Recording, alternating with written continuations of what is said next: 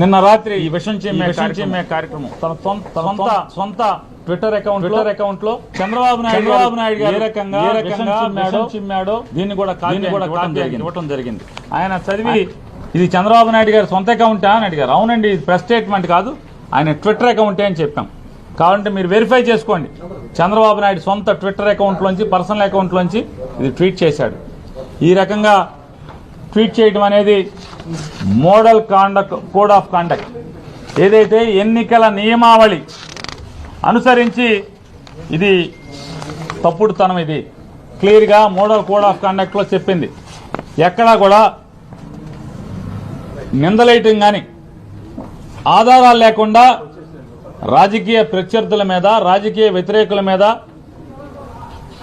తప్పుడు ప్రకటనలు కానీ, నిందారోపణలు కానీ చేయకూడదు. చేస్తే మోడల్ కోడ్ ఆఫ్ కాండక్ట్ కింద వస్తారు అని చెప్పని మోడల్ కోడ్ ఆఫ్ కాండక్ట్లో కూడా ఉంది. కాబట్టి దీన్ని వెంటనే విచారణ చేసి, ఇటువంటి మోడల్ కోడ్ ఆఫ్ కాండక్ట్ ఉండగా ఇటువంటి తప్పుడు ప్రకటనలు చేసినటువంటి చంద్రబాబు నాయుడు గారి మీద క్రిమినల్ చర్యలు తీసుకోవాల్సిందిగా అని చెప్పని వారిని రిక్వెస్ట్ చేశాం. వారు కూడా తప్పకుండా దీని మీద ఎంక్వైరీకి ఆదేశిస్తాను, విచారణ చేసి దానికి.